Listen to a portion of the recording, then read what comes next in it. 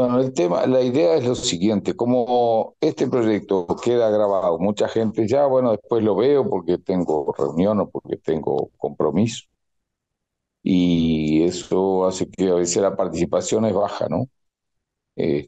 O lo organizamos para otro día o charlamos entre nosotros sobre todo lo que envuelve esta etapa que para nosotros aquí en el hemisferio sur, así como, qué sé yo, ahí por enero en el hemisferio norte, es un momento crucial para quien busca resultados, ¿no? Futuros. Y envuelve una cantidad de cosas, justamente no solo la parte sanitaria, productiva, nutricional, sino también la planificación de sacarle mejor jugo al plantel que tenemos para conseguir el máximo de resultado competitivo, ¿no? Entonces la idea era, bueno, charlar sobre todo eso, ¿no? Sobre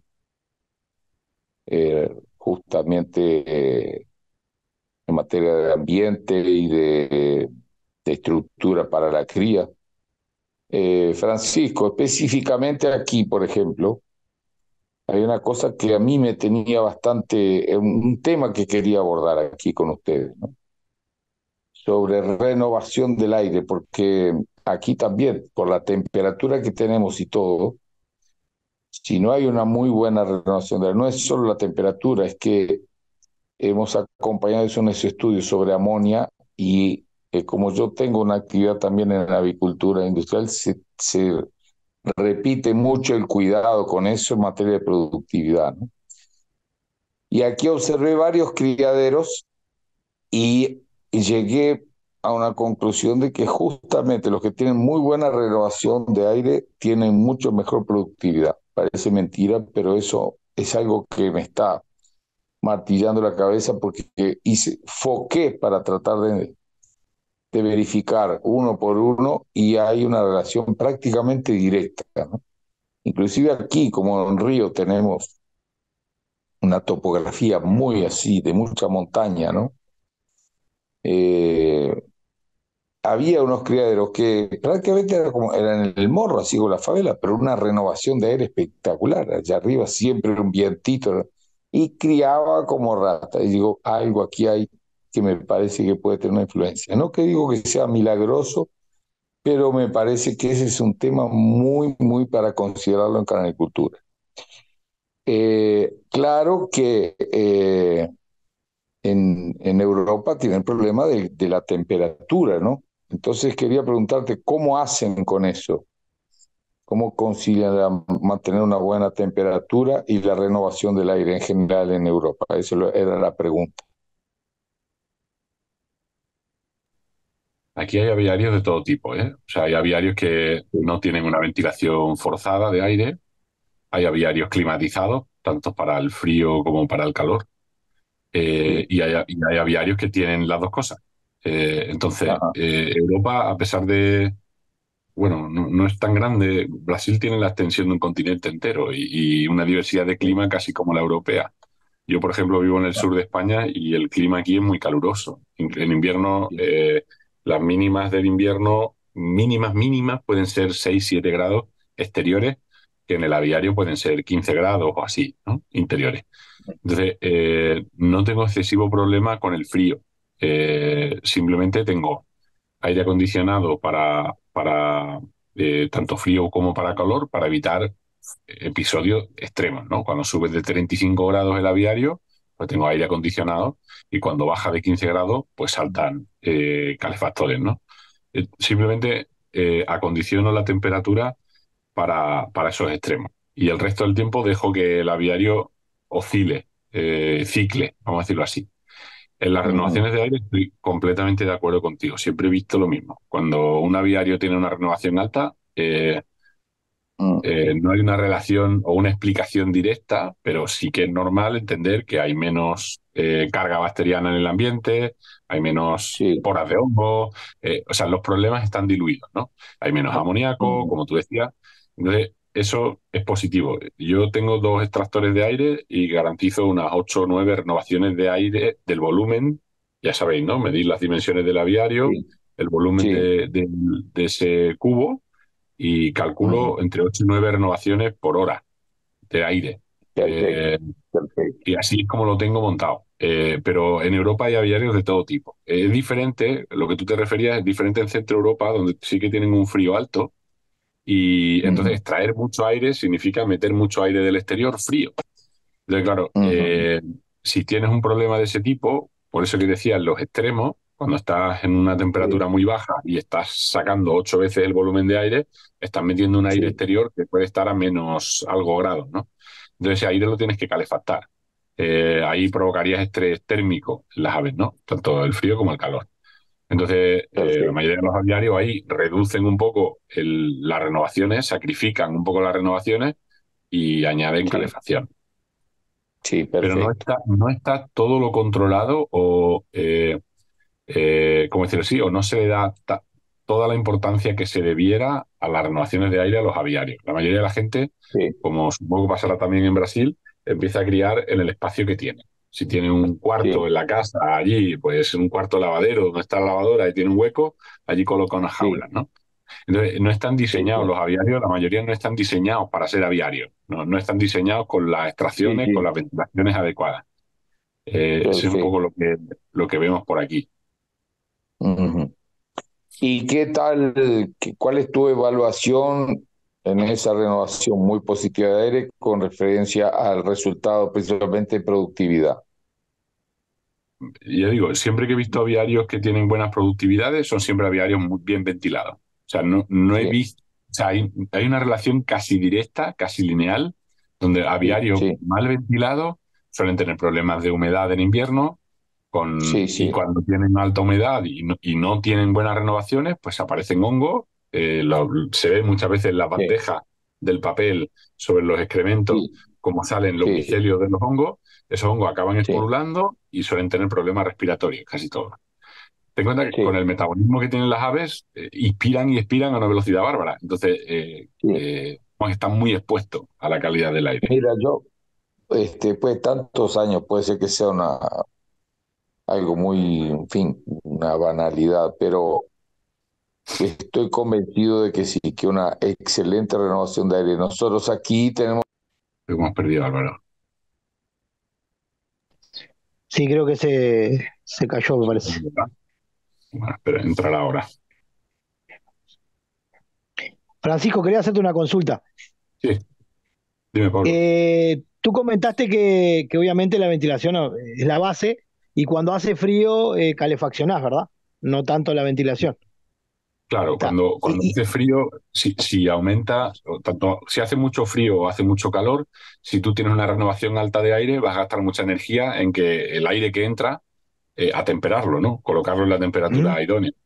Yo no tengo ujú, ese problema porque vivo en el sur de Europa, en España, en el sur de España, que tiene un clima un poco más suave, vamos a decirlo así. ujú. Entonces no necesito ni atemperar mucho y el principal problema yo lo tengo sobre todo en verano, cuando en estos días el aviario puede alcanzar 35 grados y ves que las aves pues tienen estrés térmico, abren las alas, abren el Sí, pico. sí. Ahí sí que tengo problemas, ahí me dedico a extraer mucho, pero si en el exterior tienes 40 grados, pues entonces tienes que encender un aire acondicionado y bajar la temperatura. Pero pueden usar Mira, purificadores de aire también, ¿verdad? Yo particularmente siempre vi más barata la opción de extraer, de renovar, simplemente sí, por cambiar. Veo ozonizadores que añaden ozono y simplemente pues ionizadores también, no ozonizadores añaden ozono, el ozono Ujú. sí, oxida, pero hay ionizadores que lo que añaden son iones para hacer precipitar, hacer aglomerar, perdón, las partículas del aire y hacerlas precipitar.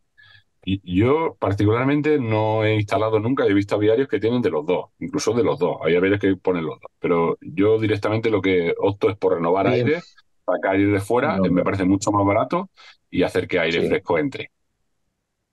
Y en eso de renovar, ahí también, a pesar de que parezca una tontería, pero no lo es, dos opciones o dos técnicas, una de extraer o otra de insuflar aire puro del exterior, ¿no? Ujú. Entonces, por ejemplo, aquí, como es un lugar también muy caluroso, fatalmente, como el criadero generalmente tiene cuatro paredes, Hay algunas donde no le da el sol en todo el día, porque el sol hace sus circuitos, digamos, semicírculo. Muy bien. Entonces ahí coloqué un insuflador donde entra aire puro y donde se supone que es el más fresco porque es el lugar donde no da el sol. Y funciona muy, muy bien. Funciona Ujú. muy bien. Vale. Yo siempre digo, basta, claro que las aves tienen una hipersensibilidad para la amonia, ¿no? Pero uno entra al criadero y siente que es agradable el ambiente, que no está, Que no huele, digamos, no está cargado, cargado. está pesado, que no está con ese olor. Eso, asociado a una buena higiene, yo creo que tiene una importancia mayor de la que a veces se le da en los criaderos. Mm. Obviamente que la gran mayoría de los criadores, si cabe 30 parejas, pone 60, pone 80, y eso es un vicio, eso es un tropezar en la tentación, y eso hay un precio a pagar porque después la productividad, tal vez con 60 parejas, es la misma que si pusiera 30 con muy buen espacio, buena ventilación, buena higiene, que los pájaros se sientan a gusto. Entonces, estamos, esa es una cuestión que es muy importante para la cría, porque el entusiasmo a veces nos lleva a tropezar en nuestras propias piernas, en querer poner más de lo que cabe, y bueno, que parece que va a ser lo mismo, poner 60 donde cabe 30 y no lo es, definitivamente no lo es. Y Mm. lo he mirado, lo he visto en muchos y lo he observado específicamente esos puntos, ¿no? Aquí en Río, como tal vez sea inclusive mucho más caluroso que en tu región, usamos recursos muy curiosos, ¿no? Aislantes térmicos principalmente del techo, porque es donde más refleja el sol. Y yo, como vivo en una chacra y tengo muchas palmeras de coco, cuando las palmeras se secan, se las pongo en el techo y es un excelente aislante térmico porque hace una camada de aire, no deja, no, hace sombra, funciona, es barata, aquí la tenemos que tirar cuando se seca, o sea que es nada más que poner en el techo y listo. Y además es un material vegetal que dura mucho, entonces la tendrás que, bueno, limpiar cada 6 meses, pero son recursos tontos, baratos, pero que funcionan muy bien para tratar de minimizar ese problema, ¿no? Eh, bueno, esa era una cuestión porque este año la he observado mucho. Ese criadero que yo atiendo aquí, que era un lugar de orquídeas y que tal vez lo hayas visto, que es todo rodeado, tiene unos ventiladores de esos industriales que realmente renuevan. Y este amigo cría pichones, pero es algo increíble, parece que cría manones, que no son canarios, porque cría 2, 3 meses, no tiene más donde poner pichones, y una de las justificativas es realmente de que el aire es muy, muy puro, y eso estoy convencido que hay que verlo con mucho más atención y con mucho más esmero para que la cosa funcione, ¿no? Ese era un tema que me interesaba mucho. Oye, Y ¿alguna cosa que siempre, sí, voy a comentar adelante, una Fer. cosa, Miguel, con lo que has comentado de la colocación es también importante. El amonio, como gas, es más ligero que el resto del aire, entonces tiende a acumularse en la Sí, parte de arriba. Si aprovechas y sí, extraes desde arriba, tienes la listo. posibilidad de extraer ese aire. O sea, esto en granjas especializadas se mide, o sea, se tiene cuidado dónde colocar los extractores y en qué posición, ¿no? No Sí, solo por la temperatura, sino por este juego. El aire caliente también tiende a subir. Si tu problema claro, es de aire caliente, extrae por arriba. Si tu problema es de aire frío, exacto. pues viceversa. Pero No, ese juego de justamente te iba a colocación, comentar eso. Poniendo los extractores arriba, tú, como decimos, mata dos palomas con un tiro solo. El calor que siempre sube, el aire que caliente sube, y la amonía también, porque es algo que es muy importante. Sin duda ninguna, cada vez me convenzo más. Yo trato de ver por qué este tipo cría tan bien. Y siempre veía que eran lugares muy altos, donde circulaba el aire naturalmente y todo, ¿no? Y entonces, bueno, yo estuve en ese criadero de Teresina, que es un ejemplo, es espectacular, pero la renovación, el que pasa, que había puesto unos extractores, pero alrededor de los extractores no era vidrio, era tejido mosquitero. Entonces yo decía, el aire es perezoso, entra por el tejido y sale por el extractor. y él no va al medio del criadero. Está haciendo una renovación en 10 centímetros y en el fondo del criadero es cero prácticamente. Entonces cambiamos. Entonces pusimos un insuflador en una punta y estos extractores del otro, de manera que ahora sí, de que ahora pues te vas a dar cuenta el cambio que va a haber, cómo los pájaros se aceptan mucho mejor en materia de bienestar y en consecuencia en productividad, ¿no? Es muy importante porque es un tema que poquísimo se trata. ¿Y quién tiene como tú y como yo, un poco también Pablo, pero ya Uruguay hay momentos extremos en que la temperatura es complicada? Si puede, tenemos un privilegio porque nosotros tenemos el riesgo de que llegue 10 grados bajo cero, o que llegue a cosas muy, muy, muy extremas.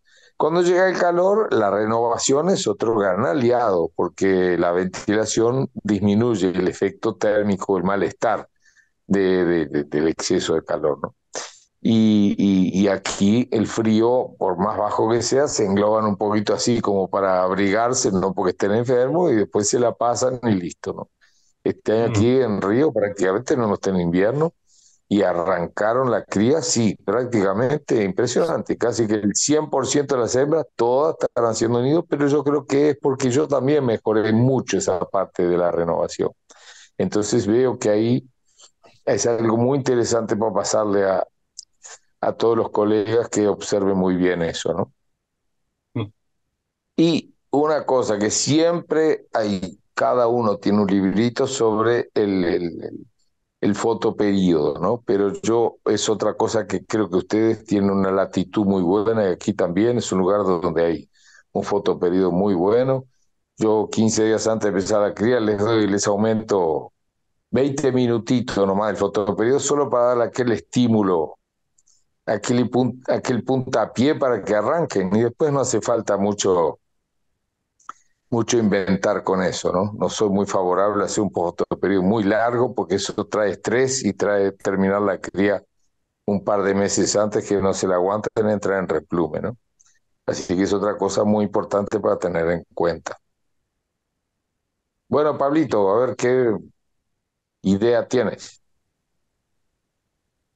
En mi caso acá, lo que yo hago es, tengo dos ventanas, una más pequeñita de 40 por 60 y otra de metro 40 por 90. Y bueno, los trato de mantener que haya una ventilación, ¿no? Sí Sí, evito los días de mucha humedad, que acá es muy húmedo, porque ahí lo que estoy logrando es, nada, o sea, la función es cero. Ahí ya cierro la ventana, pongo un deshumificador medio sí, grandecito que tengo en el criadero y allá no solo purifica, sino que ventila con un temporizador calculando las horas más o menos de humedad que hay en el ambiente. Por ejemplo, si se lo pongo a las 5 de la tarde y a las 7 ya oscurece, bueno, ya de 5 a 7 trabaja y después los dejo tranquilos y así el ciclo hacia el sí, otro día perfecto, viendo que haya humedad. Porque tampoco perfecto. dejarlo por dejarlo, que los dejen 30, 40 humedad y eso es malísimo. Sí, sí, sí, La, claro. la idea que Exceso. tenga entre 60 y 70 más o menos, que oscile más o menos la humedad. Y en cuanto al Sí, fotoperiodo, perfecto. también algo muy similar. Uso mucho la luz natural por las ventanas, como te decía, los ventanales, pero siempre se le Sí, agrega un poquito en el atardecer, porque justo la ya. parte donde acá viene a ser donde baja el sol, tengo un monte, entonces al bajar el sol el monte me dificulta un poco por así Hace decirlo, sombra. Sí, me hace sombra ahí como que da ese efecto noche, pero que sí. bueno, tenés que colaborar un poco con luz artificial, ¿no? Bueno, hay otro tema muy interesante que yo no tengo conclusión sobre la intensidad de luz, ¿no? Porque hay criaderos que crían muy bien a una penumbra, hay otros que crían muy bien con mucha claridad, y yo no la tengo clara todavía si no influye en nada o si es un sistema mejor que otro. En Europa ya he visto gente que cubre prácticamente con sombra para que la hembra se sienta más tranquila o más protegida que usando una luz excesivamente intensa. No he llegado a alguna conclusión final sobre eso, ¿no? No sé, Francisco, qué experiencia tienes o qué opinas sobre Eh, ese tema. yo al principio creía que cuanto más luz mejor, ¿vale? Entonces, siempre, No, me eh, pasa lo mismo, exacto, sí, siempre partía de esa base. La oscuridad parece que no va a ir bien, pero empecé a notar que había pájaros que no iban no bien. mejoraban mucho. Sí, Pájaros de ojos rojos, por ejemplo, siempre se dicen que son sí, más más sí, fotosensibles, vamos a decirlo así, prefieren, sí, se sienten más incómodos con mucha cantidad de luz. Entonces, empecé a ver todo lo contrario, que había siempre un óptimo, que no era necesario siempre tener más. sí, Y, bueno, todos tenemos en el móvil, por suerte, los móviles son tan buenos ahora que veis que la pantalla se oscurece sí, cuando pones el brillo automático o se intensifica. En el fondo es lo la que tiene es una regula. fotocélula. Sí, Hay muchas aplicaciones gratuitas que miden la intensidad de luz con vuestro móvil. Entonces me sí, dediqué un tiempo en medir y hacer con el mismo móvil, lo metía dentro de la jaula y medía la intensidad de luz que tenía el qué interior de la bueno, jaula, donde colocaba el qué nido. bueno, qué bueno. Entonces empecé a ver que por debajo de 300 luces eso va un poco mal. Yo he notado peores rendimientos cuando la intensidad de luz está por debajo de ese valor. Aquí en Europa, Perfecto. pues ya conocéis, ¿no? Que hay luces LED o tiras LED que van incluso en cada jaula. Puedes llegar a iluminar Sí, el techo de cada sí, jaula. Yo he pasado por todas esas. Actualmente no tengo luces, o sea, no uso luz artificial en mi aviario, nada, cero.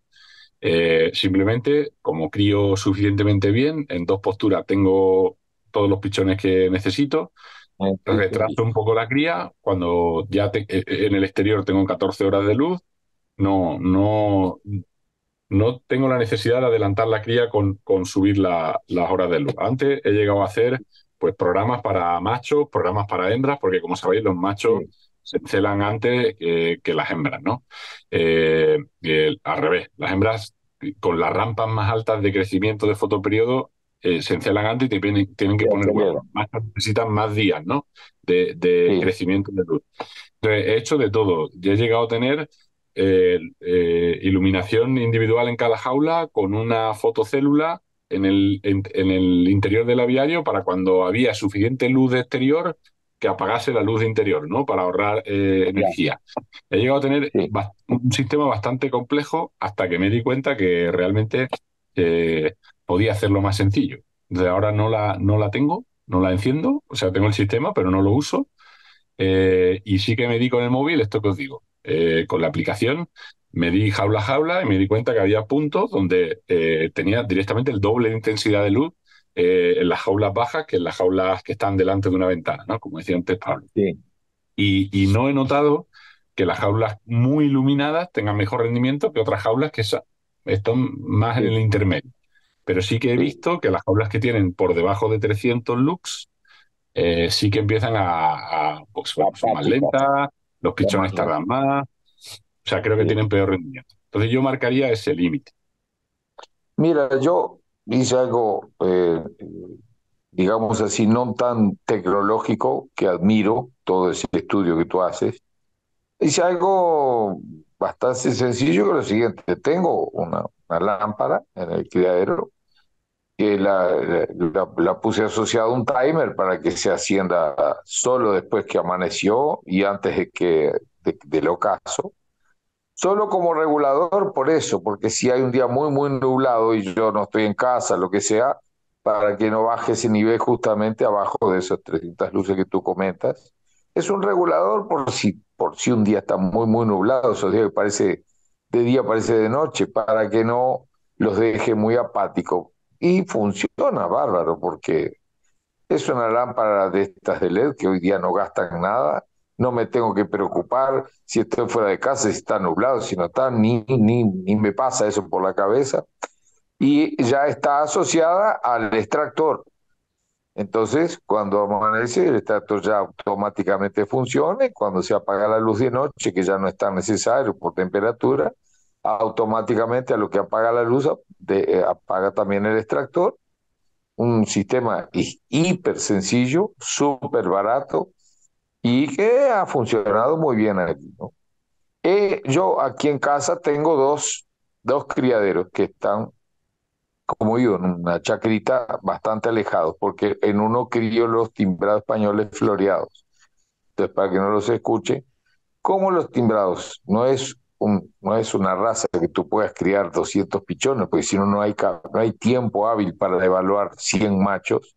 Tengo 20 jaulitas, entonces ya es un espacio amplio que, al contrario, la dilución de aves es muy, muy baja, entonces ahí es una renovación natural por las ventanas porque nunca hay una superpoblación y no está en los planes. Yo, más que 100 pichones, sacar ya es medio locura porque ya sé que después no es sacar los pichones.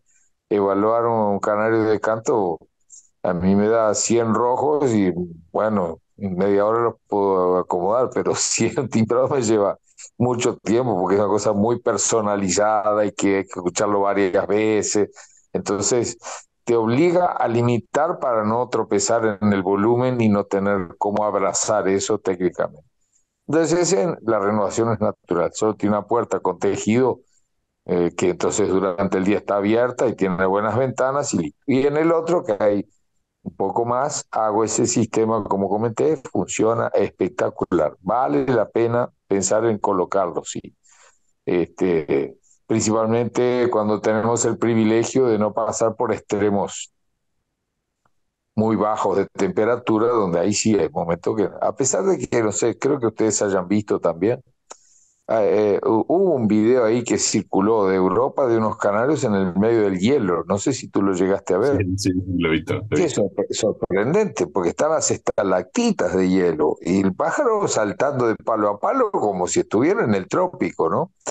Yo creo que lo que pasa es que el canario tiene una capacidad impresionante de adaptarse a cualquier clima. Lo que sufre son los cambios bruscos. Entonces, si él está a 0 grados, si tú lo pones a 20 grados, tal vez sufra como si nuestro ambiente está a 25 y va a 40. Lo que es algo impresionante, ¿no? Yo una vez fui en Europa y vi criaderos que tenían los pájaros del lado de afuera, en Bélgica, en Holanda, que era una cosa que... y los bebederos tenían un termostato, y yo decía, ¿para qué sirve el Para que no termostato? congele. Porque si se congela el agua se muere de sed, entonces era solo para que el agua no se congelara. Así que el canario acepta. Yo en Uruguay también, cuando vivía allá, había gente que los canarios quedaban del lado de afuera, y era cuestión de selección darwiniana. Quedan todos rústicos, fuertes, se la bancan bien y crían perfecto y todo sin ningún problema, ¿no? Pero ya he visto criaderos en Uruguay donde entras y el olor a moho y el olor a amonio es bastante alto y eso estoy seguro que es un, ¿cómo puedo decir? Es un enemigo silencioso, medio escondido, que a uno le parece que no va a pasar nada, pero pasa. Es el punto que este año lo estoy considerando mucho, porque visité muchos criaderos y puse eso en la cabeza. Voy a ver cada criadero cómo le va y qué grado asociar una cosa con la otra. No voy a decir que Mm. sea un trabajo científico, pero tiene un alto grado de probabilidad de que funcione porque es así nomás. El que renueva bien, le va bien. Es algo que todos tenemos que, me parece, tenerlo en cuenta. Y Se sobre la dice, intensidad de la luz, lo regulo así. Regulo, tengo una luz que si está un día de sol, bueno, ahí está, no afecta a nada. Y si está muy, muy, muy nublado, permite que tenga la mínima intensidad como para mantener la actividad normalmente, ¿no? ujú. Y yo llegué incluso a instalar luces LED que eran capaces de crecer, o sea, de hacer no solo on-off, Sí, sino son dimeables, sí, ¿no? Eran capaces de crecer la sí, intensidad y de crecer. Y controlaba también sí, el tiempo en el que estaba pasando de 0 a 100. Se podía controlar todo. sí, sí. Pero después me di cuenta que a veces nos complicamos un poco la vida, ¿no? Y Ah, no, con soluciones sencillas van. yo asumo públicamente que no tengo ese preciosismo, esa cosa tan de llevar las cosas tan al detalle. Yo Me sí. parece que hay que darle una ayuda, pero no está por ahí el éxito, ¿no? Hay otras cosas que se pueden hacer que estar buscando cosas tan sofisticadas que al final son complejas, ¿no? Eh, y por ese lado la veo muy bien. Otra cosa que aquí, en el hemisferio sur, Pablito, principalmente para nosotros, que he notado que tenemos una diferencia en el manejo nutricional en Europa y en el hemisferio sur, es con referencia a la practicidad de alimentar los canarios, ¿no? pero por lo menos en Brasil hay una enorme, enorme cantidad, diría la mayoría de criadores que le dan pastón húmedo todos los días, 365 días al año. Para eso hay que tener mucho tiempo, mucha paciencia, y en Europa le dan pastón seco, no, en el periodo de replume, tranquilamente, a lo máximo, una o dos veces como golosina, el pastón húmedo para darle una semilla germinada o algo así, pero eso hace un cambio muy grande porque es muy esclavizante darle pastón húmedo todos los días a los pájaros, ¿no? Porque eso implica tener que limpiar los potes todos los días, implica que es un producto que no puede quedar ahí como el pastón seco, que uno le renueva, qué sé yo, cada 2, 3 días, le completa y simplifica mucho nuestro día a día, ¿no? Y el tiempo siempre es precioso, independiente de lo que uno haga o de la disponibilidad que tenga, ¿no? Aunque esté jubilado, no quiere estar todo el día esclavizado en limpiar parrillas, limpiar potes y estar dando comida. Si puede, manteniendo excelente calidad y poder reducir el tiempo de manejo, de uso y de alimentación, funciona muy bien. Y obviamente, sí, a la hembra cuando hace los pichones, ahí cambia todo, ahí la disponibilidad de un alimento de alta calidad, húmedo y todo, es muy importante. Mm. Entonces, bueno, el tema de la alimentación, la hembra queda con pichones, cada uno, cada maestrito tiene su librito, ¿no? Por supuesto que hay 1000 marcas de productos y eso, no vamos a entrar en ese tema porque sería interminable. Pero yo creo que la semilla pregerminada o germinada cumple un papel muy, muy importante. Y aquí otra cosa que quería preguntarte, porque aquí una cosa que a las hembras les encanta cuidar es con avena pelada. Alimentan, que es algo extraordinario y es interesante incorporarla, me parece. Álvaro, yo acá en mi criadero, que es bien, súper chiquito, de 3x3, imagínate, yo utilizo avena pelada en 1 kilo de ración, de mixtura o ración, son 700 gramos de alpiste, Sí. 150 de avena pelada y 100 de girasol y 50 de colza. Ah, Esa es una La medida mezcla. equilibrada, exacto. Le saco la Sí, colza en el caso de alas blancas, ¿tá? Cuando vas a hacer la preparación sí, para los canarios, ya sea sí, rojo a las blancas, amarillo a las blancas, o mosaico, lo que sea, sí, le saco la sí, colza, le quito la verdura, solo le doy la yema de huevo a los que tienen sí, pigmento de color y la clara de huevo a los que cuido las alas blancas. ¿Tá? ya, En cuanto al germinado, si se lo doy, tiene que ser en la mañana y ya está. Por, ya te digo, por la humedad que acá hasta ponerle mediados, fin de septiembre hay humedad, es muy peligroso. Porque puede ser que ujú, una mamá estuvo más tiempo con los pichones, no salió a comer y ya en 3, 4 horas ya la calidad del germinado no es la misma. Entonces ahí lo acompañás ujú, con verdura o con alguna fruta, sí, ¿tá? Como para no dejarlo sin esa hidratación alternativa y ese aporte de vitamina que te lo dan las cosas naturales también, ¿no? No solo lo sí. sintético. Sí, aquí otra cosa que es muy interesante es que ha avanzado mucho, tal vez en Brasil es donde, por lo menos por lo que yo he visto, es donde más se ha avanzado, se ha invertido en lo que se llama aquí extrusado. Creo que en Europa le llaman pienso, no sé, pienso. pienso, ¿no? El Sí, extrusado. sí. Y está Ahí tenéis. funcionando muy, pero muy bien, al punto de que estamos poniendo como alimento permanente el extrusado solamente. Y Sí, en el pastón seco van semillas, va el alpiste, va, sí, semilla de chía, girasol pelado y el pastón. Funciona espectacular. La verdad que es más limpio. No le doy más mezcla de semilla. Porque en el pastón es semilla, porque en definitiva todos los carbohidratos que hay en el pastón son semillas. Puede ser avena, puede ser trigo, puede ser arroz, puede ser maíz. Y si uno le pone girasol y le pone alpiste y le pone chía, por ejemplo, funciona espectacular. Y qué practicidad y qué economía, porque se reduce el consumo de una manera impresionante, ¿no? Y yo en eso, además, fui muy, muy cuidadoso. Decía, no, apareció esto del pienso, ¿no? Vamos a ver qué pasa. Dejé que todos los otros fueran conejillos de India para ver qué pasaba. Pero realmente funciona bárbaro. Le pongo ese pastón seco, cada 3 días se lo renuevo y no tengo problema ninguno. Y que 2 o 3 veces por semana le doy pastón húmedo para darle la semilla, un poquito de huevo cocido y tal, un complemento alimenticio. Funciona bárbaro, bárbaro, bárbaro. La verdad que sí. Yo, Pablito, la semilla hidratada, pregerminada o germinada, la mezclo en el pastón húmedo y no tengo problema. Va ahí junto con el pastón húmedo y ni me preocupo si dura 1 hora, 2, 3 o 5, Mira qué bueno. porque marcha muy bien, marcha muy, pero muy, muy bien y no tiene riesgo. Nunca vi que cuando está así no da tiempo de que agarre moho, porque es muy rápido el consumo y está en un ambiente seco, ya va muy bien, funciona bárbaro, bárbaro, bárbaro. No se la doy sola, pura, se la doy mezclada en el pastón. Tú sabes, Justo esto Álvaro, lo que... decía- Perdón, sí. no habla. No, pues iba a comentar justo, estábamos estos días discutiendo en la sociedad justo este tema, ¿no? Que lo del el alimento húmedo se empezó a mencionar como que es peligroso dejarlo mucho tiempo. De eso ha pasado a hay que quitarlo lo antes posible, porque se estropea y ya llega un momento que llegas a ver gente que dice hasta horas, ¿no? Dice, lo tienes que dejar, el alimento húmedo solo vale 2 horas o solo vale 3 horas.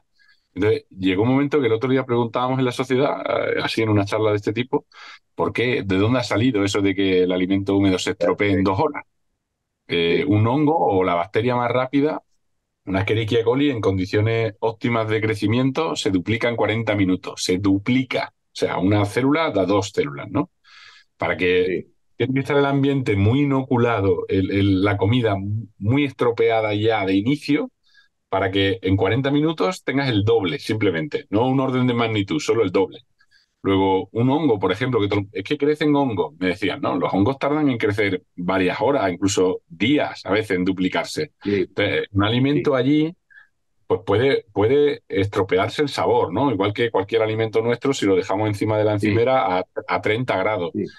Pero no llega a ser tóxico, no llega a hacerse algo malo.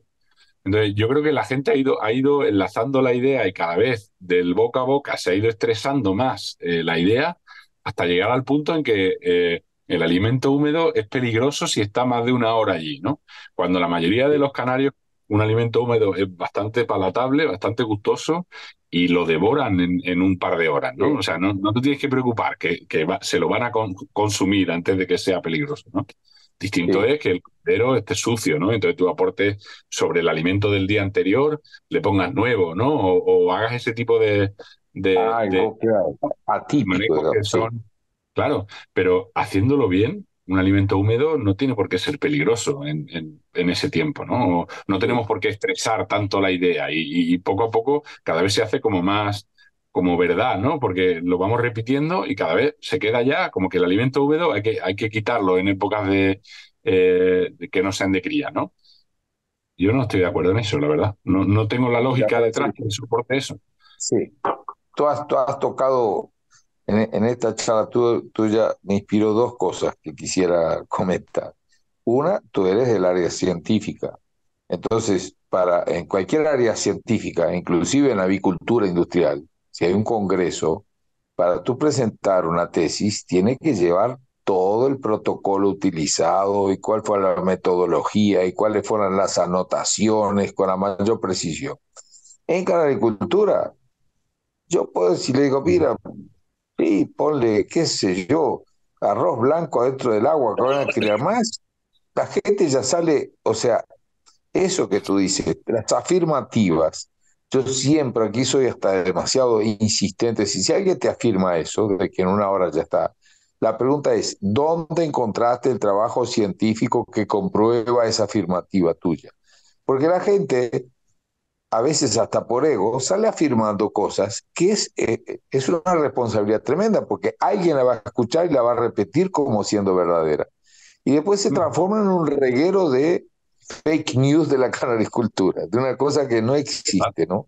Entonces, tú eres un ejemplo perfecto, porque tú que transitas permanentemente en la ciencia, sabes qué exigente es la ciencia para que tú hagas una afirmativa. La tienes que probar con toda en fin, toda una metodología obligatoria, porque si no, te van a tratar de charlatán, te van a decir que tú no eres un buen cientista. Entonces, en canicultura está infestado, plagado de cosas que se afirman hasta hoy día y que son absolutamente muy lejanas de la realidad. Y esa es una de ellas. Y digo más, a veces que me ha pasado, si me queda un pote ahí que realmente los canarios tienen esa sensibilidad. Cuando está realmente contaminado, se muere de hambre, pero no lo come. O sea que no, hay que quitarle de noche. No, si se te quitó para el otro día y sobró y realmente está lleno de moho, se muere de hambre y no lo come. O sea que además hay otra garantía de que ellos tienen. Cuando llega a un nivel peligroso y riesgoso para la salud, no lo comen y se mueren de hambre.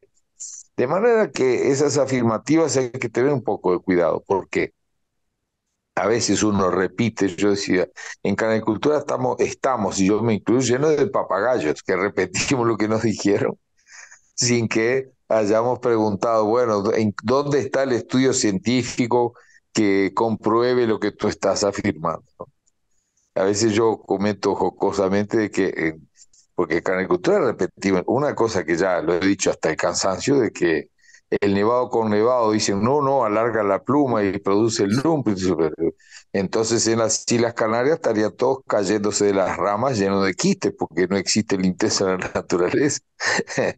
Y los Hansel Roller, que es la primera raza que Bueno, se escribió en la historia, que tienen la pluma de un calafate, nunca entró un canario intenso en esa raza y ya hace 600 generaciones. Y se sigue repitiendo, no, cuidado, no, no cruces nevado con nevado, que el nevado se alarga, la pluma se estropea. Y bueno, pero podría dar aquí N ejemplo, ¿no? Y ese del pastón es uno de ellos. No, cuidado, yo también el otro día estaba en una charla, la semilla hidratada, 24 horas, es absolutamente segura, por eso que tú dices, está bajo agua y en 24 horas no hay basta que uno renueve el agua con agua corriente, listo, no da trabajo, ningún trabajo. No, pero la tienes que dejar 2 horas por los hongos. Digo yo, a mí nunca se me enfermó un pájaro por darle semilla de esa manera. Y no veo dónde está escrito que 2 horas la semilla está repleta de hongos, ¿no?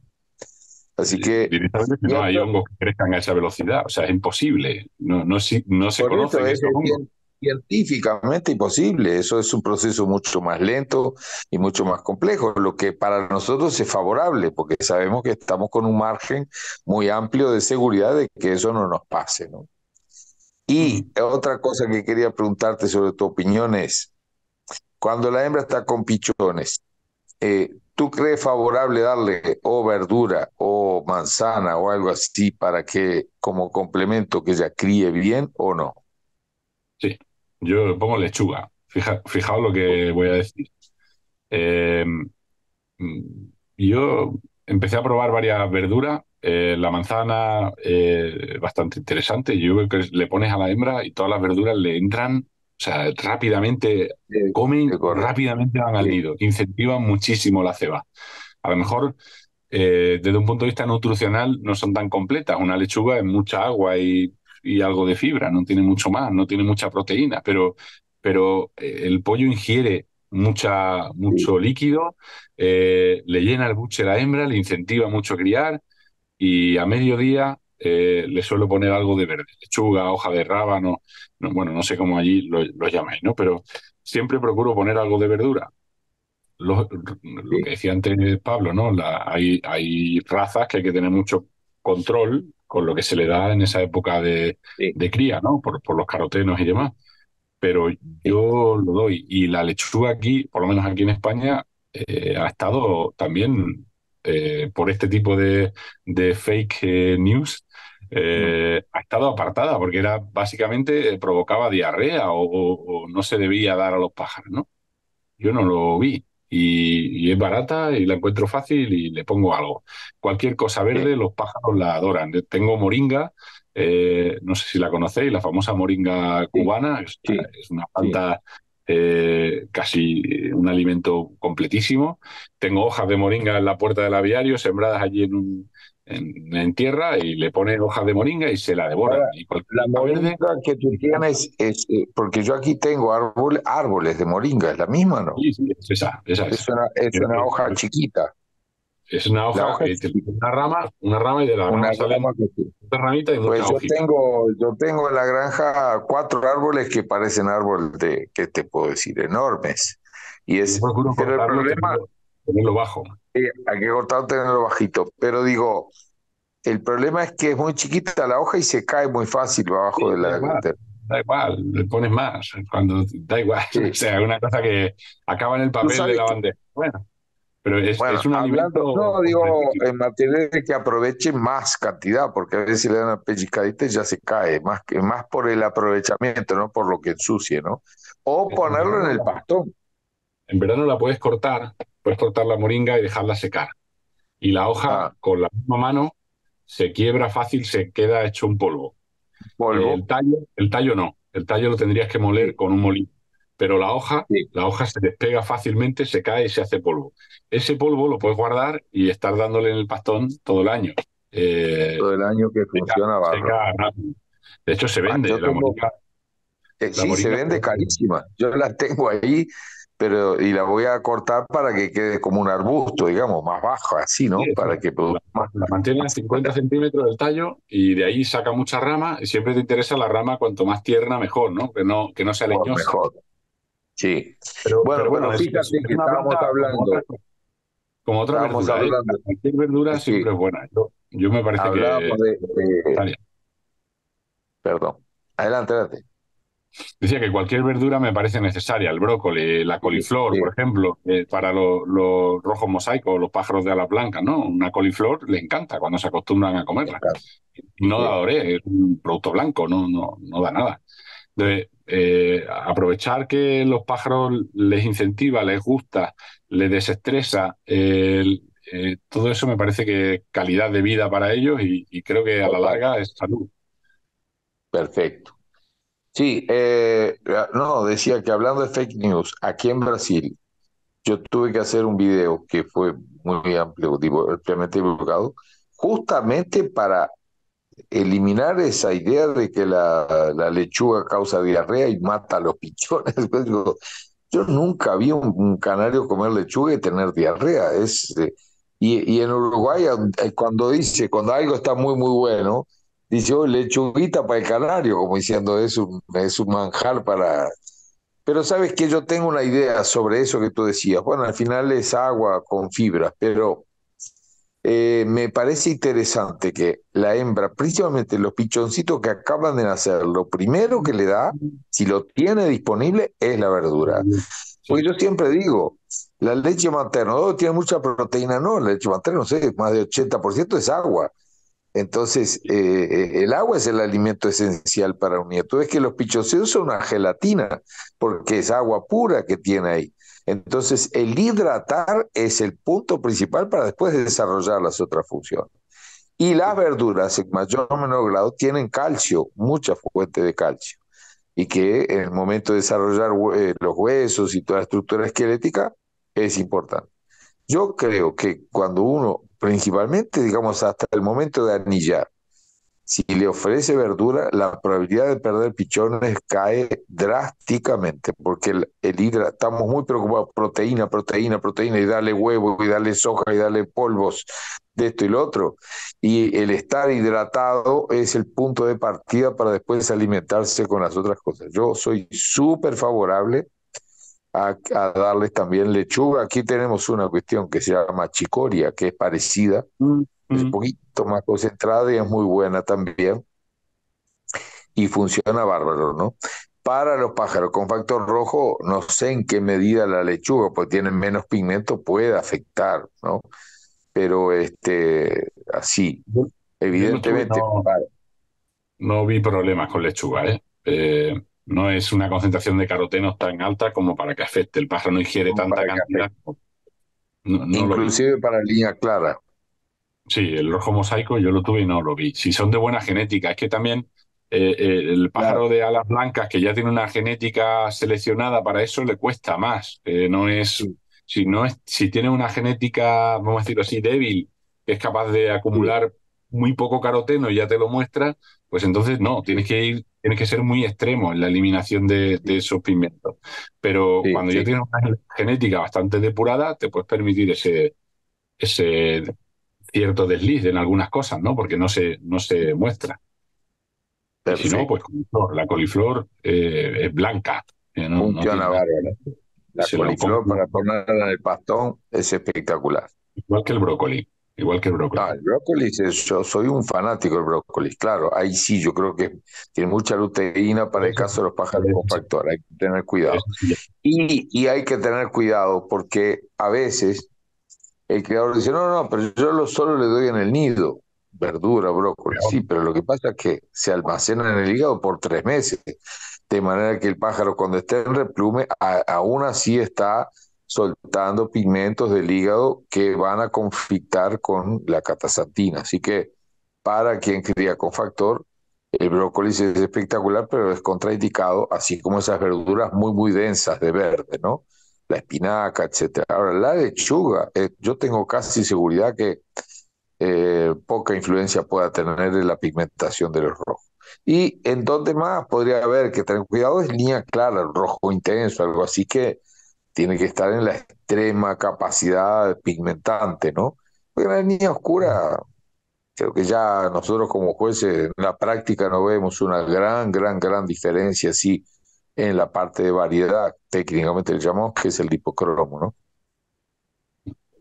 También hay una diferencia aquí en Europa, lo comentamos cuando nos vimos en el Mundial.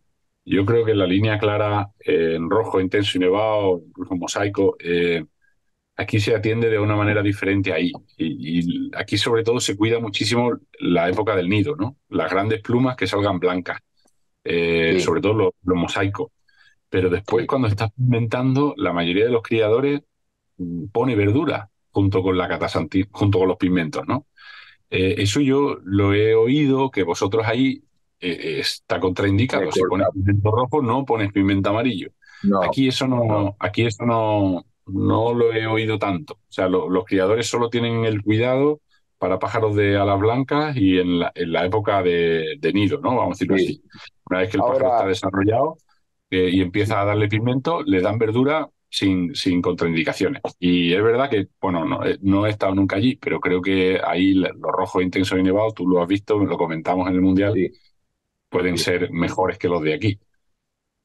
Sí, con el mayor de los respetos y sin ningún regionalismo, en promedio, no digo, no estoy hablando ni de mis pájaros, ni he tenido ninguna teoría personal, pero noté una diferencia bastante grande en calidad de rojo, en lo que se ve aquí a nivel promedio y lo que vi en el Mundial, ¿no?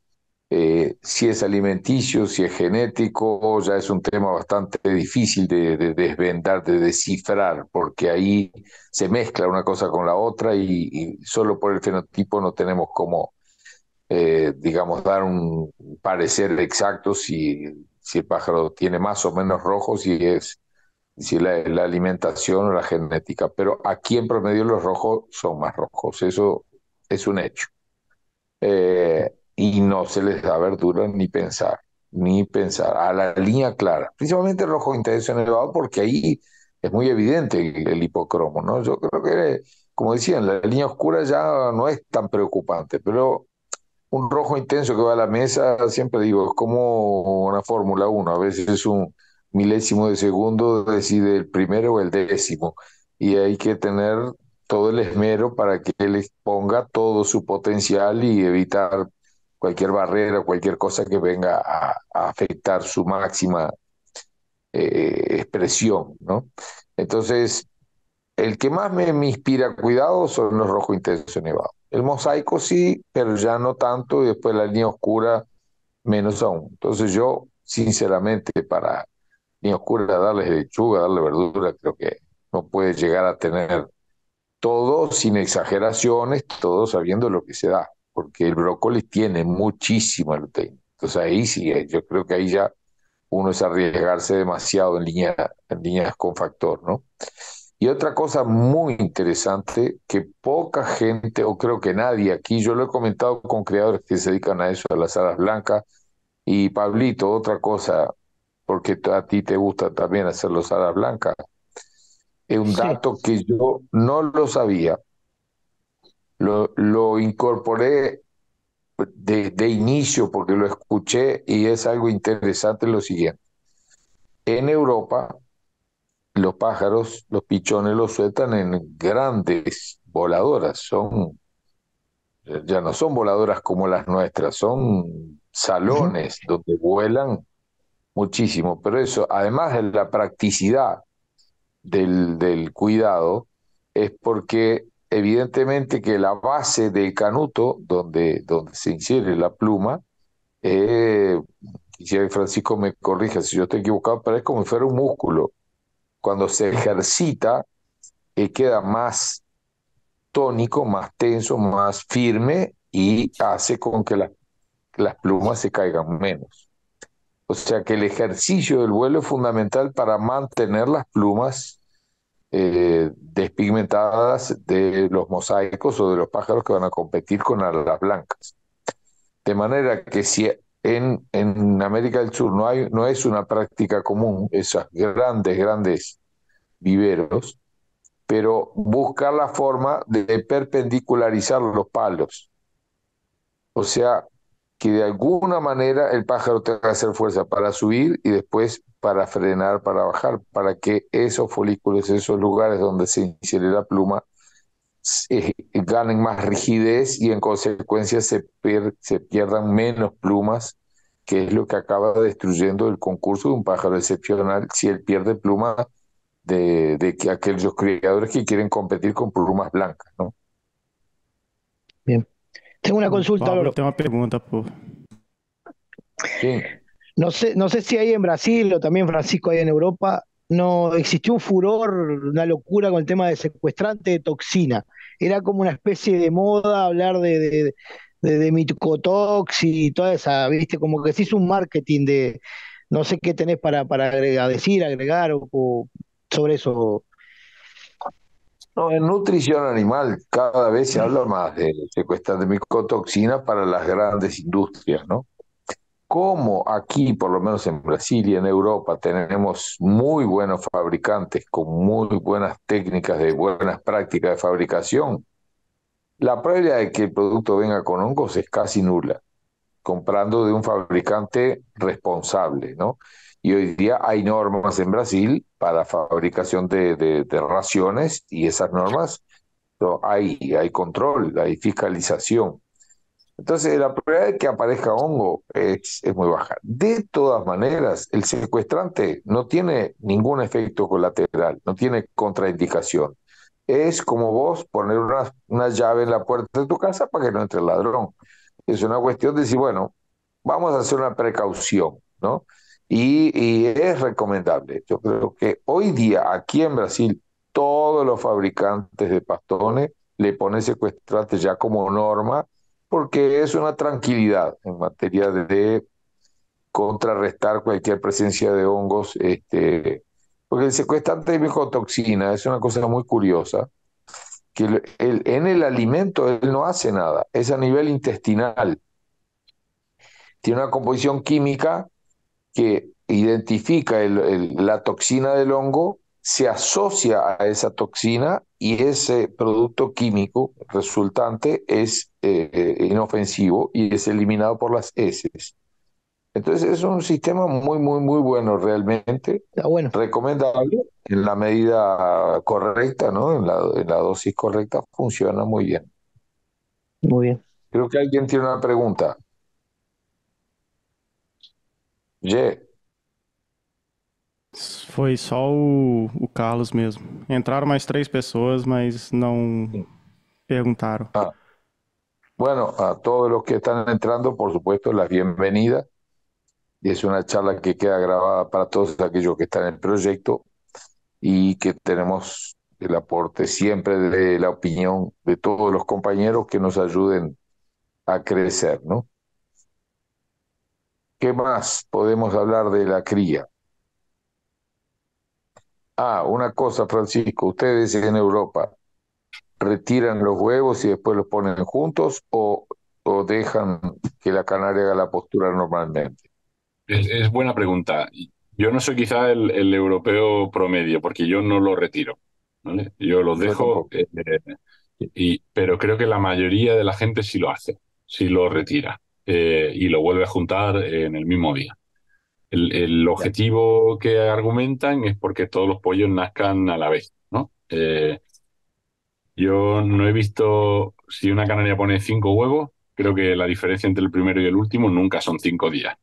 Luego ya la propia naturaleza hace que los pollos se sincronicen un poco. A lo mejor una canaria con 5 huevos nace nacimiento en 3 días a lo mejor. Pero nunca más de eso. Y realmente las canarias sí son buenas dando de comer, le dan de comer al que pide más Sí, arriba y después buscan por el lado, le dan al otro. Eh, perfecto. no lo hago, no lo hago, pero bueno, reconozco que la mayoría de la gente sí lo hace. Mm, Simplemente porque alguna vez pueda romper un huevo sin querer o el propio manoseo de los huevos de un lado a otro y demás, creo que añade riesgo. Entonces no lo Sí, hago, pero aquí la mayoría de la gente lo hace. sí. Bueno, yo hago exactamente como tú. Hace décadas que no sé lo que es sacar un huevo del nido y poner un huevo de plástico ni nada. Y no noto ninguna diferencia con hacer la otra práctica. A no ser el tremendo tiempo que lleva y que sí, que quitarlo y que ponerlo y que no sé cuánto y que no se te caiga, que no tropieces, que no se haya un accidente. Es una locura. Y es una cuestión muy interesante, esa idea no es mía, la presentó en una charla de este Manuel de Perú, y me pareció extraordinaria la siguiente reflexión y que le veo toda la lógica. Pensemos juntos lo siguiente, yo le quito los huevos, listo.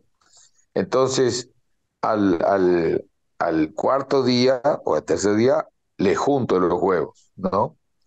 Pero esa canaria ese día puso un huevo, ¿correcto? ¿Qué es lo que pasa? Que esa canaria, digamos, no sé, a las 7, a las 8 de la mañana, puso ese huevo, ella está calentito y ya está pronto para entrar el proceso de multiplicación. Los otros que yo le pongo están tan fríos que le va a llevar un buen tiempo hasta que llegue integralmente a la temperatura ideal, que son 37,8 grados, una cosa así, para iniciar el proceso de multiplicación celular. Entonces no van a nacer juntos.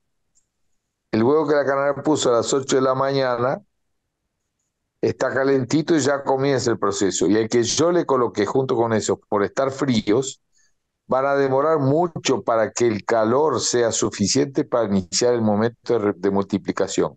Eso hace que el sistema de retirar los huevos no necesariamente implica que van a nacer todos juntos. Y entonces mi recomendación por práctica es jamás retiro los huevos. Y como si todo fuera poco, a no ser casos excepcionales que uno no puede entrar a creer, todos los días revisamos los pichones. O sea que si hay una situación en que uno ve que un pichón está muy diferente del otro, lo pasamos para otra canaria y se acabó el problema. No es que ese pichoncito que eventualmente nació fuera de tiempo esté condenado a muerte, porque todos los días yo voy a hacer la revisión natural de los nidos y si veo algo, una anomalía de tamaño, tengo el recurso de hacer el manejo. O sea que no cambio nunca más eso, ya para mí está decidido y no veo justificativo eso de la retirada de los huevos. Bueno, quien está llegando y quiera participar, por supuesto, el placer enorme es de compartir, así que quiero que se sienta muy a gusto para poder dar alguna pregunta o alguna otra duda. Otra cosa muy interesante, que eso lo aprendí en Europa.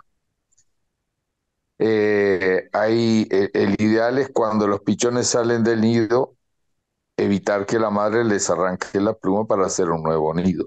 Entonces hay varios métodos, ponerle la rejilla para dividirlos, pero lo que he visto en Europa que funciona espectacular, que en el hemisferio sur poco gente lo conoce, es que la fibra de yuta no es tan atractiva. La hembra prefiere arrancar la pluma de los pichones que usar el nido con yuta, pero el algodón sí es muy atractivo.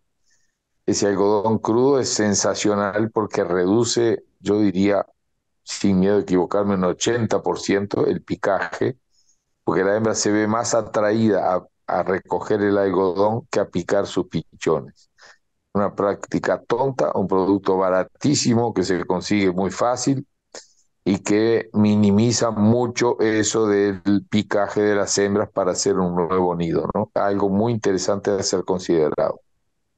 Sí, estamos de acuerdo, Álvaro. Yo uso algodón y después tengo Sí. los pelos del caniche. Tengo un caniche que cuando le Ah, cortamos después de bañado, obviamente, guardo los oh, pelos y mira. les encanta el pelo del caniche. Les encanta. Yo tengo un caniche Parece, aquí, ya voy a decirle a la mujer para guardar. les Vamos. encanta. No sé si parece una lanita a ellos especial, les encanta. Sí. No, pero que la lana de oveja les encanta también. La lana de oveja, la natural de la esquila, la usan mucho también. Las fibras animales así son muy interesantes para como atractivo, ¿no? Así que yo voy a poner un criadero de caniche para venderle pelo a los criadores de Y junto todas con los pollos, junto con los pollitos. con los pollitos. Aquí en Europa hay mucho manejo ahí, o sea, ahí cada criador tiene su libro. Sí, Hay algunas cosas sí, muy interesantes, por ejemplo, hay criadores que bajan el nido de los pollos y ponen un segundo nido para hacer que la hembra ya esté incubando sí, cuando estos pollos todavía están casi por emplumar. O sea, si los pollos sí. están en el nido, la hembra no suele quitarle plumas o le quita menos plumas que cuando están sueltos ya por la jaula, ¿no? Si están Mira, sueltos por la jaula, la hembra le suele arrancar más plumas. Entonces, hay sí, gente que baja los pollos al suelo de la jaula, el nido lo coloca en el suelo de la jaula, los padres como palillean por encima, esa posición de dominancia de los padres hace que los pollos sí.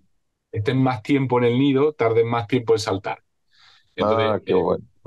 aprovechan y ponen un segundo nido, entonces la hembra ya se echa en el cuarto huevo o quinto huevo cuando estos pollos todavía no han saltado del nido. Eso para los que Mm, no quitamos huevos también ayuda a que los pichones no caguen, no ensucien la segunda sí, el nidada. nido nuevo, el nuevo Porque nido, cuando sí, la porque pone el primer hay un riesgo huevo, ahí. Sí, él pone el primer huevo o el segundo huevo y todavía no está incubando o no está entregada la incubación, muchas veces estos pollos suelen ir al sí, nido nuevo a echarse allí y a exactamente. liarla, ¿no? Entonces, Eso es esa muy, parte la he visto en algunos criaderos que funciona bien, ¿no? El bajar el nido al suelo y hace que los pollos estén más tiempo antes de saltar y poner el segundo nido para que la hembra se muy ponga. bueno. La rejilla, como tú has comentado, y jugar con la fibra. El algodón, aquí en España el algodón crudo, por así decirlo, tiene un riesgo. Yo he visto alguna vez pájaros que se le enreda en una pequeña fibra en los dedos o en las patas. Hay un algodón que ya viene cardado, que se dice, que viene ya deshilachado. Y digamos que ese algodón no se enreda tanto como el natural, ¿no? El recién cosechado. Pero Ya. bueno, eh, hay cualquier fibra animal, el pelo de cabra se vende aquí y se encuentra fácil y lo prefieren las hembras, pero siempre una pluma, sobre todo de esta zona del lado, ¿no? Esa pluma blandita. Yo Sí, tengo que tener mucho cuidado con los blancos porque hay hembras que sí, también se hay selecciona eso. sí, Hay buenas madres y hay otras que van a por los pichones a desemplumarlos, ¿no? sí, En esa sí. actitud se selecciona. Hay un comportamiento negativo, digamos, que son Mm. las hembras que le arrancan los canutitos ya, los pichones chicos en el En el- dorso, ¿no? Y eso es un comportamiento, desvío comportamental heredado. Ya me ha pasado de que las hijas de esas hembras también hacían lo mismo ya no es del pichoncito que está con 15 18 días, es del pichoncito con recién anillado. No bien le salen los canutos, se los pican y le sangra y es horrible. Y eso hay que eliminarlo porque es hereditario. Ya me ha pasado y hembras hacer eso y sus hijas hacer exactamente lo mismo, ¿no? Aquí en Brasil venden un algodón, yo no sé, pero no es recién cosechado, es ese que tú dices, ya es un Ya algodón cargado, crudo, se sí, deshilacha. cargado, que nunca me ha pasado, nunca tuve problemas. Lo único que he visto es que el nido hecho con algodón es horrible. No, no. Después que empieza a poner, hay que quitárselo porque queda como una planicie y los huevos se pegan. No, no. Es solo para evitar el picaje, pero después no le veo, digamos, practicidad o no le veo funcionalidad, a no ser por ese motivo, ¿no? Pero ahora con eso del pelo de caniche voy a empezar a pasar por las casas de baño Sí, y por tosas supuesto, por supuesto. a comprar Da pelo. resultado, aparte de calentito. Bueno, vamos a exportar de Uruguay, va el pelo de caniche para aquí, para Es más, Brasil, entonces. mirá, acá tengo una bolsita de Mirá. hace como 15 días y estoy juntando bolsitas. Entonces cuando arranque, parece algodoncito, Está ¿viste? bueno eso. Sí, Y perfecto, sí, les encanta. Y es mejor que el algodón, porque es claro, una fibra más firme. Está entonces buena voy esa guardando. idea, ¿eh? Genial. Voy a llamar aquí en el club para ver si me ayuda. En realidad caniche es el tipo del pelo. Hay varias razas Sí. de No, French hay muchas Poodle que le razas, llaman. sí. Claro, hay mucho. Sí. Sí, hay razas con pelo bien liso, vamos a decir así, Claro. bastante largo, ¿no? Bueno, estamos con 1 hora y media. Estoy preocupado que Francisco, mejor ni preguntarle qué horas son en España porque me da Son las vergüenza 3:30. abusar de todo eso. Oh, bueno, menos mal que las 3 de la mañana. Menos mal que mañana es domingo. O mañana no, hoy ya para ti, ¿no? Ya es domingo, sí. Ya hoy es Bueno, domingo. pero de más está decir que es sensacional poder charlar de todo esto, utilizar la tecnología, sentirnos próximos y el tema es infinito, no termina nunca, ¿no? Estamos aprendiendo. Hoy fui al Club de Canarias aquí de Ríos, no elogiando que sabe, digo, no sé todo, muy lejos de eso. Una vez me encontré, tal vez tú lo conozcas o lo hayas oído hablar a Ronco Vittorino, que es un famoso creador de Italia, en épocas que podíamos ir y se hacían importaciones. Y yo le decía, cada año que pasa aprendo algo nuevo. Y entonces lo que me da ansiedad es qué es lo que no sé que voy a aprender el año que viene. Y eso Ujú. es permanente, ¿no? Ahí, hoy aprendí ya lo del caniche, pero hay muchas otras cosas que pensar. Lo Bueno, preocupante sería no, no, no sentirse así. Que digas, no hay nada para no, aprender. Eso es preocupante. no, esto es mejor ahí parar y hacer otra cosa. No, hay muchas Exacto. cosas. Hoy para mí, que yo soy muy eclético así, hice toda una observación comportamental en eso del concurso de fibra, ¿no? Que es muy interesante el Ujú. comportamiento en cada momento. Entonces vivimos aprendiendo y lo importante y la función de este proyecto es que nos unamos de esta manera, que nos beneficiemos todos con la opinión de Francisco, de Pablo y todos los que puedan venir a dar su contribución, ¿no? Entonces, como queda grabado, es algo interesantísimo para aquellos que no pudieran estar presentes por horario, por ser un sábado, pero es una contribución para crecer juntos y que la agricultura sea algo colectivo y no individual, ¿no? Así que no sé si alguien más tiene alguna pregunta o alguna contribución, pero en caso de que no lo sea, quisiera agradecer enormemente a los presentes, dejar este legado para todos los que lo quieran escuchar, ver y después hacer las preguntas aparte de las dudas que hayan quedado. Desearle a todos el mayor de los éxitos y que nos veamos muy pronto, si Dios quiere. Muchas gracias. Buenas noches a todos. Gracias por estar. Un Un gran abrazo. abrazo, buen domingo, muchas felicidades para todos.